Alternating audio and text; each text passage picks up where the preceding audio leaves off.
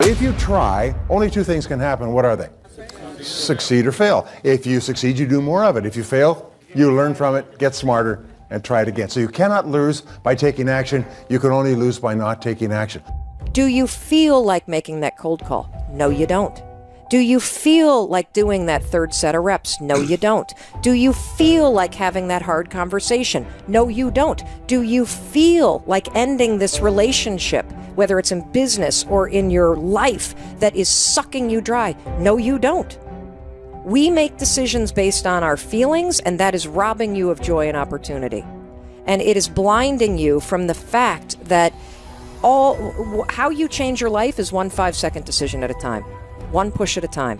And if you accept the fact that you may never feel ready, and you may never feel motivated, and you may never feel confident, you may never feel courageous, and that's okay, but you can still push yourself forward. What happens over time is, as you start to see yourself becoming the person that takes action, that you start to see yourself becoming the kind of person that speaks even though your voice is shaking. You're the kind of person that has a bias toward moving instead of a bias toward thinking. Guess what happens? You build the skill of confidence and courage. I've never met a person who was not successful that didn't have a great amount of self-discipline within their life. Self-discipline and being able to perform and being able to keep your life on schedule and being able to keep commitments and promises and meet deadlines is essential to success. None of us can afford to have a life that is controlled by someone else, or a life that is basically controlled by our emotions. I learned many years ago that there are two kinds of people. There's the type of person who says, I'm going to wait till I feel like it before I do it. And then there's a person who says, I've got to do it so that I feel like it. One will never get anything done because they're still waiting to feel the moment to move. And the other person says, no, I need to move, and then I will begin to feel the moment. Sonia, self-discipline is essential in your life and in my life if we're going to get things done.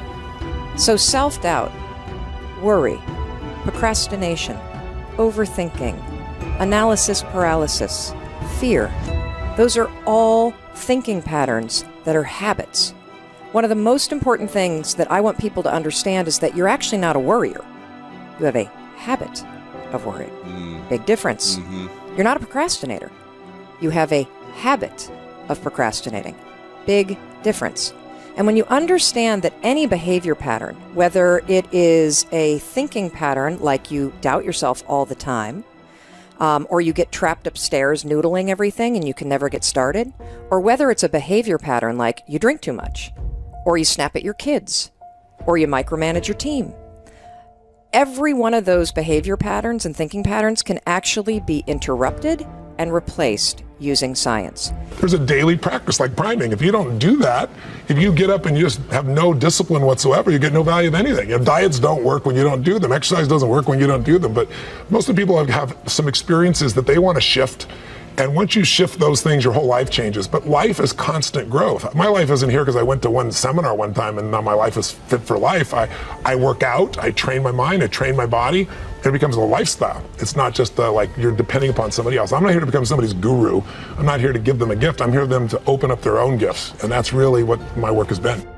But you have to actually show up every day and inch yourself forward toward these dreams. And not only show up every day and once in a while inch yourself, I mean every day you have to actually take an action that moves you forward.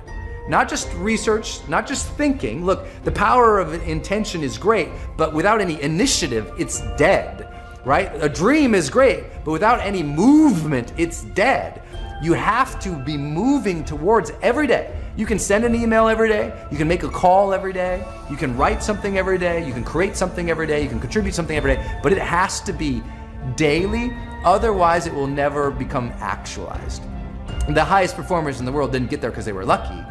They worked at it longer than everyone else. They had a better work ethic. And it's not that they necessarily always worked harder, they worked smarter because they were doing the research. They were taking the time to visualize how they would be distinct, different, how they would survive the tough times. They really kept at it. Keep every single day, momentum going. And if you don't do that, there's no chance.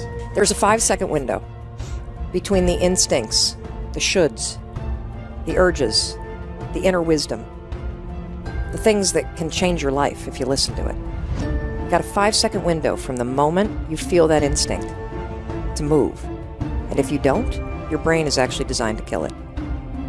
5 seconds is all you have. The second you hesitate, and you feel yourself hesitating, that is a moment of huge power, because what's happened is you've just started to pull back from something that you need to lean into. And if you count backwards 5, 4, 3, 2, 1, and this is the neuroscience behind why this stupid little trick works, counting is an action. Counting backwards requires focus. It's also not a habit for you yet. So when you feel yourself hesitate, you're triggering your mind that something's up. Like Lewis didn't hesitate when he pulled on his pants. He didn't hesitate when he's drinking his coffee. He didn't hesitate when he walked out the door to the gym, but now he's hesitating to make that call. Your mind now goes into a cognitive bias called the spotlight effect. It magnifies whatever it was that you hesitated doing. The moment. The moment, yeah. Like all of a sudden, you're like, hey, I don't feel like it. Like I don't know. Maybe I'll do it later. Right. And your mind is doing it because your mind's trying to protect you. Hesitation signals a red flag to your mind that something's up. Just that small hesitation. It's a habit that we all have. Should you hesitate if you're getting a tattoo? Yes. Should you hesitate if you're gambling? Yes. Should you hesitate if you are signing a legal document? Yes. You need your prefrontal cortex for those things. You need to interrupt it, make a decision. Should you hesitate on making a phone call? No. Should you hesitate on speaking up in a meeting? No. Should you hesitate when you feel yourself starting to procrastinate and you know you got work that you should get done? No, you shouldn't hesitate at all. Should you hesitate in saying the thing that you really feel in your heart? No, you shouldn't. Should you hesitate and edit yourself when you're talking? No, you shouldn't. But we've all trained ourselves to. So it's actually this habit of hesitating. You start catching yourself. It's a huge moment of power because you have a decision to make and you got to make it in the next 5 seconds. Are you going to go on autopilot and get trapped in your mind? Or are you going to 5, 4, 3, 2, 1 and awaken your prefrontal cortex and drive forward? A lot of you will block your own success because you're fearful of what's going to happen, because the comfort zone is here. Make a great living, my bills are paid, everything is great. Oh, I'm scared to change. So you block your own growth. So you have to now say to yourself, hey, once you get the tools, once you've done your homework, then you can start making a move to say, okay, hey, I can be a businesswoman, a businessman, and start my own thing. But you got to believe in yourself first. If you take any situation and just take the word only and take the word just out of it, it changes the whole phrase. It's just a game. It's a game. It's only a job.